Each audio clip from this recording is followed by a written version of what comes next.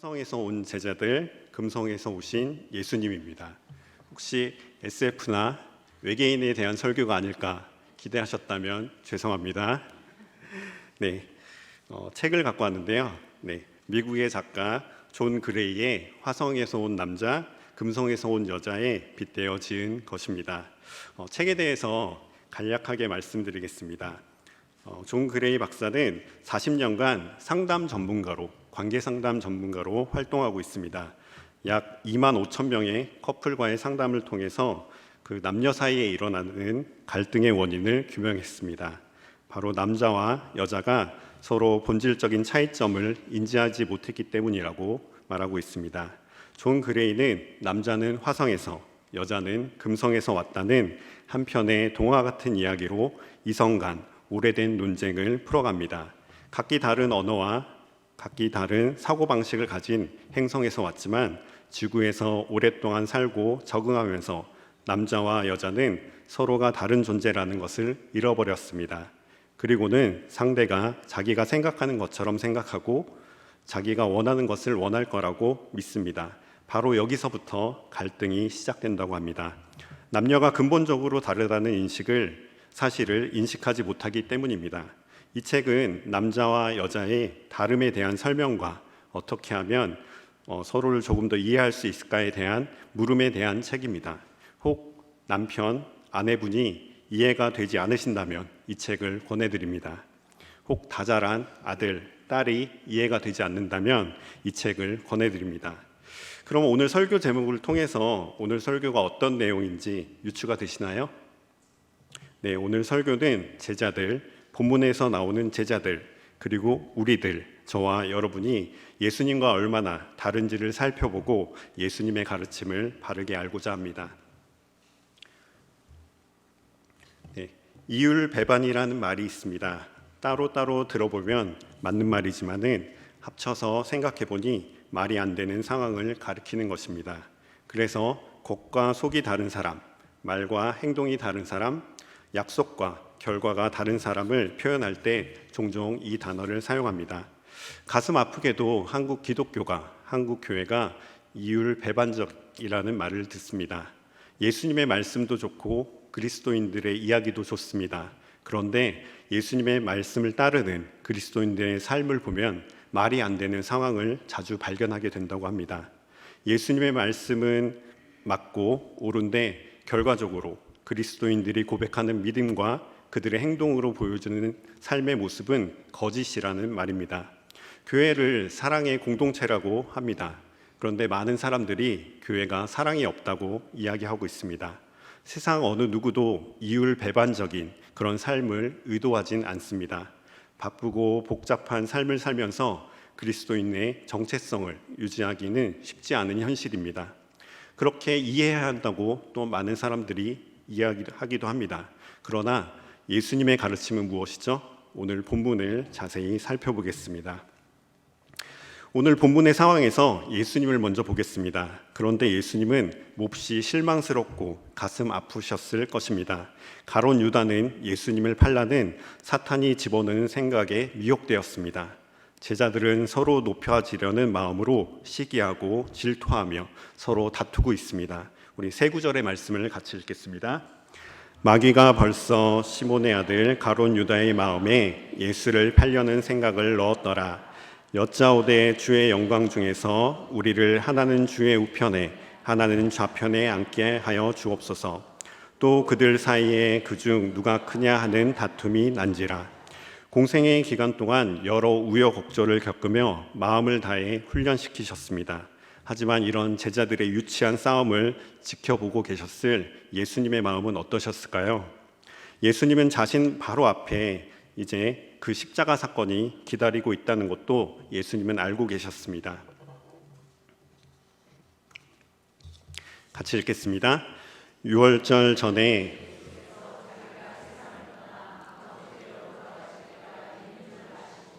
이제 조금 있으면은 예수님은 세상의 온갖 순환과 고통에 직면하셔야 됩니다. 그것은 엘리 엘리 라마 사박다니라고 외치실 만큼 고통스럽고 세상 누구도 대신하지 못할 고난입니다. 제자들은 제자들이 자신을 버리고 흩어져 도망갈 것도 아셨습니다. 특별히 수제자라고 일컬어진 베드로는 자신을 3번이나 부인하며 심지어 저주하기까지 할 것이라는 것도 아셨습니다. 같이 읽겠습니다. 예수께서 대답하시되 내가 나를 위하여 내 목숨을 버리겠느냐?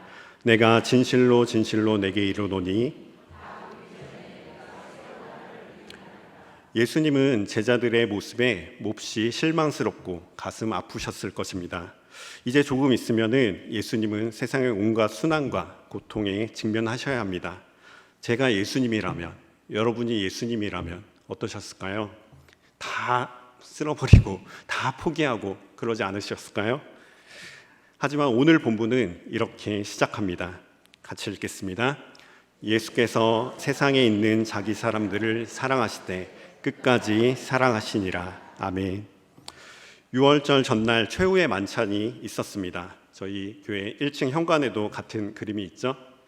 다락방에 모여 떡과 잔을 나누기 전 먼지로 더러워진 손과 발을 씻는 일은 샌들을 신고 먼지 많은 땅을 다니는 유대인들에게는 필수적인 것입니다. 보통 집안의 종들이 수건과 세숫대야를 준비해서 그 일을 수종들었습니다. 우리 구약의 말씀을 한번 살펴볼까요? 같이 읽겠습니다. 아비가일이 일어나 몸을 굽혀 얼굴을 땅에 대고 이르되.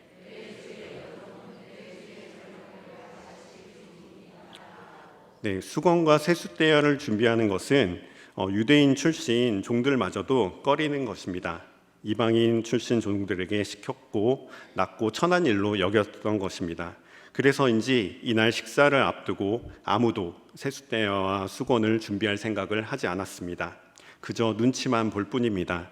누가 높은지 서로 다투고 있을 이때에 발 씻을 물과 수건을 준비하는 것은 가장 낮은 사람임을 스스로 인정하는 셈이기 때문입니다. 결국 아무도 발을 씻을 물을 준비하지 않고 씻지도 않고 식사를 해야 하는 일이 벌어졌습니다.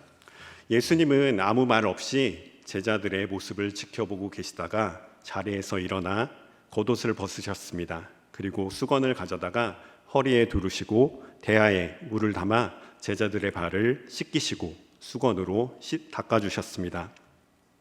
아무도 예상하지 못한 예수님의 행동에 제자들은 어땠을까요? 분명히 당황했을 것입니다. 예수님은 이날 공생애를 마무리하시면서 그동안 강조해온 모든 가르침에 대한 종합편을 제자들에게 보이셨습니다. 예수님이 보이신 모습은 듣고 아는 신앙이 아니라 상황과 상관없이 책임지는 사랑입니다. 선언하는 사랑이 아니라 실천하는 사랑입니다.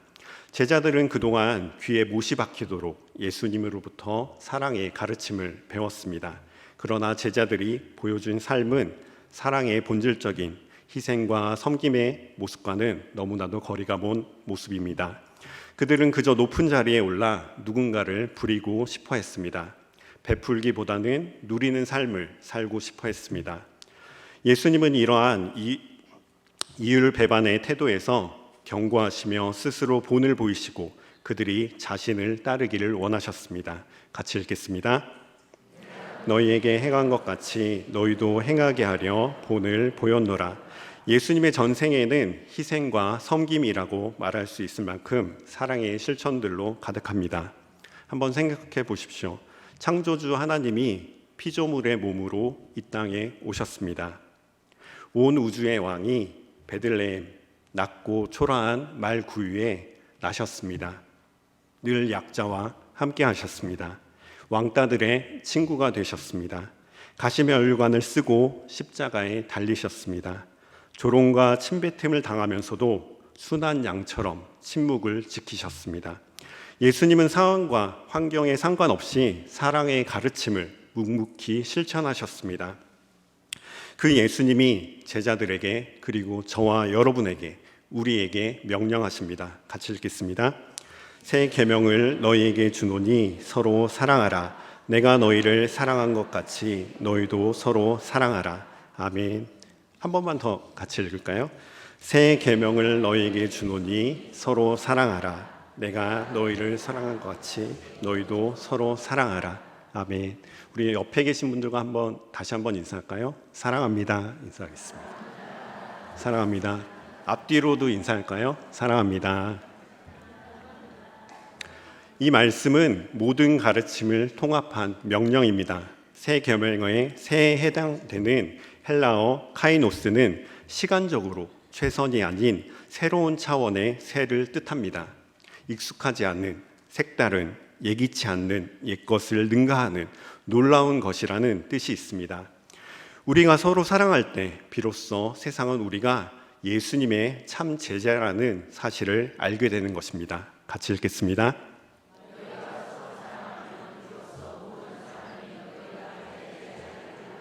아멘. 혹시 어떤 건지 아십니까? 뭐 하는 거죠? 그렇죠. 네, 서핑입니다. 저에게는 아주 오랫동안 꿈이 하나 있습니다. 바로 이 서핑을 하는 것입니다. 그런데 할 수가 없습니다. 왜인지 아시나요? 시간이 없어서? 돈이 없어서? 왜일까요? 네, 맞습니다. 제가 수영을 못하기 때문입니다. 물을 너무 무서워합니다. 몇 번이고 뜨려고 노력을 했지만은 도저히 뜨질 않습니다. 서핑을 하기 위해서 가장 먼저 해야 될 것이 무엇일까요? 그렇죠. 물속에 들어가는 것입니다. 우리는 누구나 좋은 교회, 건강한 교회를 꿈꿉니다. 그러나 현실에서는 찾기가 어렵다고 말합니다. 많은 사람들이 교회 속으로, 사람들 속으로 들어가지 않기 때문이라고 생각합니다.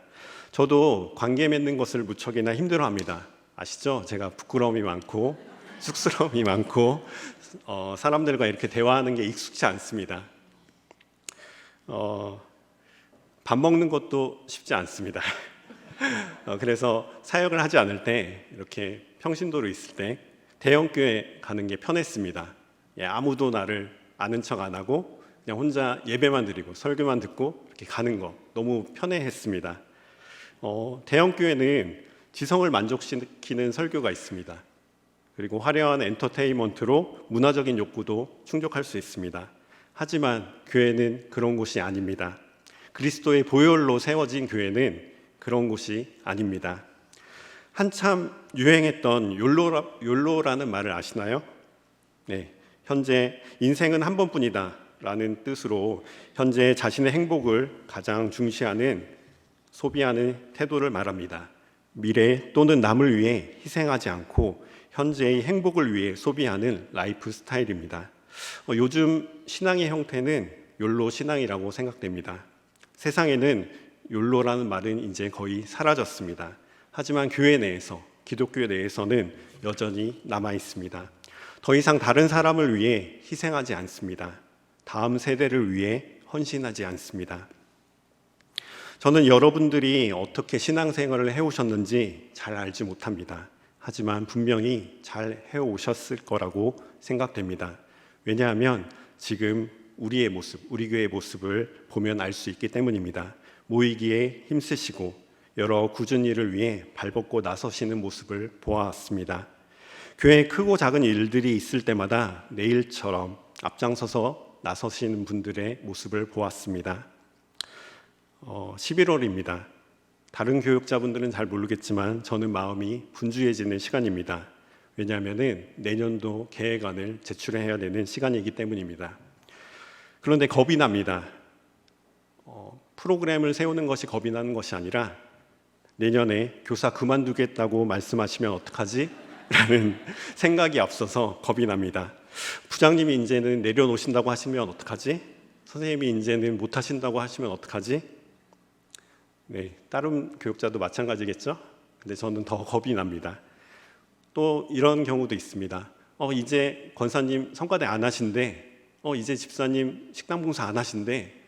하나 건너서 이렇게 들리면은 괜시리 더 걱정이 됩니다. 이제는 나이가 많아서 못하겠다. 젊은 사람들 세워야죠. 이제는 몸이 아파서 못하겠다.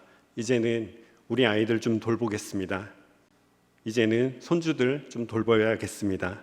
이해합니다. 네. 그러나 그만두시면 안 됩니다. 끝까지 하시길 바랍니다. 예수님은 사랑이십니다. 사랑이 뭐죠? 사랑은 희생입니다. 그리고 전수입니다. 예수님을 믿는 공동체인 교회도 사랑입니다. 희생입니다. 전수입니다. 예수님의 사랑을 받은 자로 끝까지 희생하며 전수하는 저와 여러분 되시길 소망합니다. 말씀을 정리하겠습니다. 그리스도인은 사랑의 명령을 수행하는 제자입니다. 그리스도인조차 누리고 부리는 삶을 살려고 하면 세상으로부터 인정을 받을 수 없습니다. 오히려 예수님처럼 섬기고 베풀며 변함없이 사랑하는 모습을 보일 때 세상은 교회와 그리스도인에 대한 색안경을 벗어던지게 될 것입니다. 예수님은 자신의 전 생애를 통해 우리에게 본으로 보이시고 가르쳐 주셨습니다. 이제 우리는 하나님과 세상 앞에 부끄러울 것 없는 일꾼으로 살아가겠노라고 결단합시다. 상황과 상관없이 자신이 심겨진 땅에서 섬김과 희생으로 아름다운 꽃을 피우는 사람이 되길 소망합니다. 향기롭고 매력적인 영향력을 행사하는 사랑의 실천가 그리스도의 제자가 되는 저와 여러분 되시길 소망합니다.